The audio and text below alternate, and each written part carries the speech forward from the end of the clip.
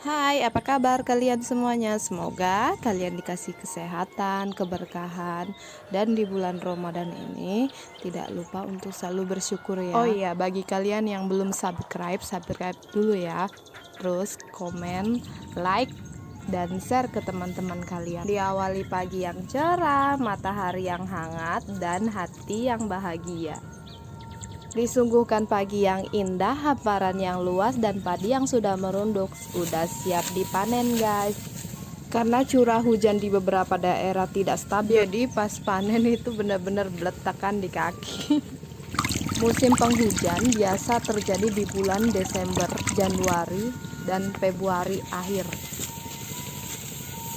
Oh iya, masa tanam padi sampai panen, sampai benar-benar jadi beras itu sekitar 3 bulanan, 3 bulan lebih. Dan di sini terjadi ada yang 2 kali dalam setahun dan ada yang sekali dalam setahun, tergantung curah hujannya.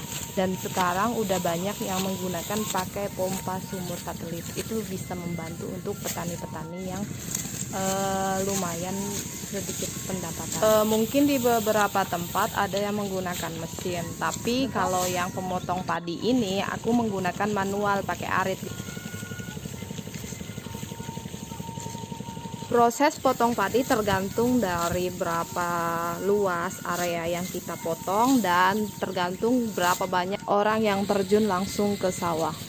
Jujur ini sulit, medannya sedikit berlumpur, jadi aku harus ekstra hati-hati kalau di saat maju ataupun mundur. Walau udaranya sangat terik, menyengat di badan, tapi nggak apa-apa ya guys, anginnya selalu lewat kok. Tekanan air yang mengalir membuat sejuk di hati dan pikiran. Tak terasa pagi sudah terlewatkan, siang pun datang, dan akhirnya kerjaan udah setengah selesai nih guys. Dari mulai cangkul sampai menanam padi, kecambah, sampai akhirnya 3 bulan prosesnya menguning dan dimakanlah keseharian yang kita makan. Dan alhamdulillah ini hasil orang tua dan ini punya orang tua ya. Mereka kalau kekurangan mereka akan jual ke tengkulak-tengkulak. Oh ya guys, sekedar info, karena kemarin ini kan musim hujannya kurang stabil di beberapa daerah dan tahun ini mungkin harga beras agak sedikit naik ya, karena dari petani menjual padinya agak sedikit kurang karena agak beberapa yang gagal panen.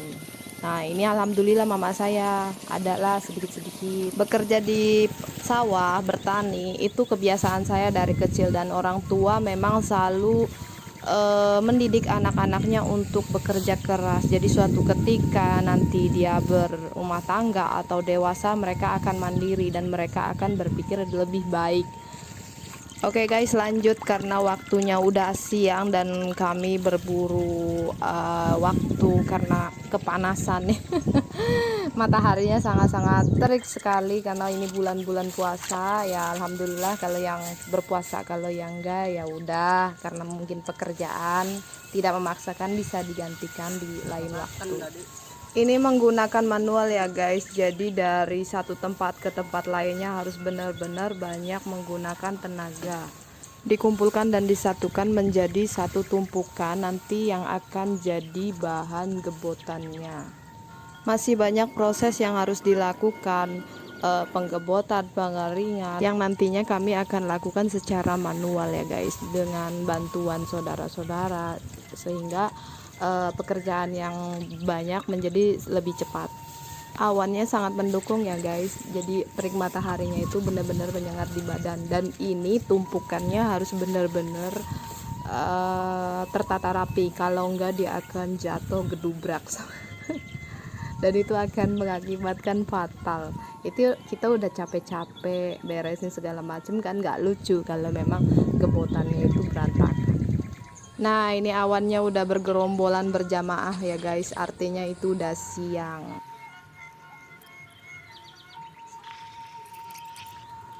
Lanjut, ini proses dimana aku akan ngegebot. Nah ini yang sebelum menjadi padi yang kita makan. Nah ini prosesnya harus melewati ini dulu.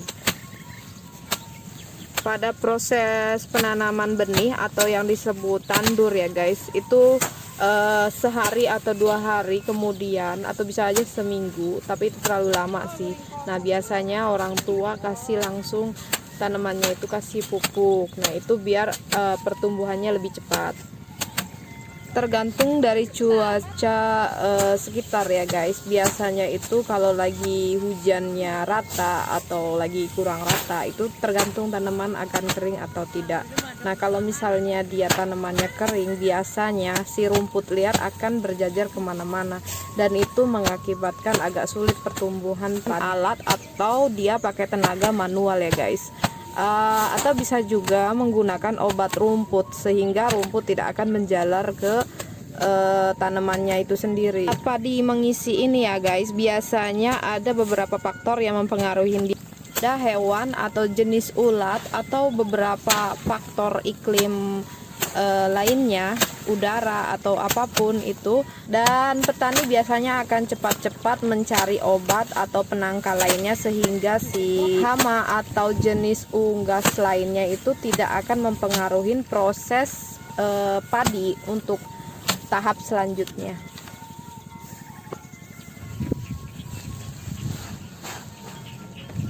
Karena penanganan cepat dan akurat sehingga bisa melindungi padi dari hama-hama, dari apapun itu, udara apa segalanya.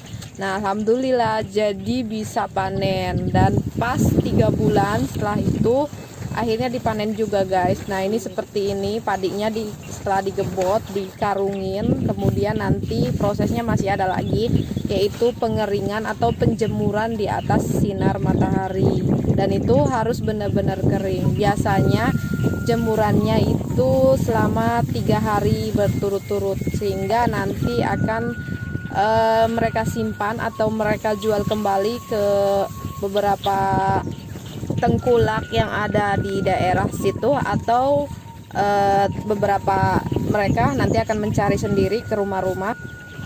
Dari petani hasil padi menuju ke tengkulak, dari tengkulak ke produsen, dari produsen ke konsumen. Oke guys, ini akhir cerita video nanam padi. Jangan lupa di like, di subscribe, dan share ke teman-teman kalian, sehingga saya biar lebih optimis membuat konten-konten selanjutnya ya guys. Terima kasih yang sudah menonton, dan terima kasih udah kasih dukungan dan supportnya. Nanti tunggu selanjutnya itu video-video yang lainnya ya.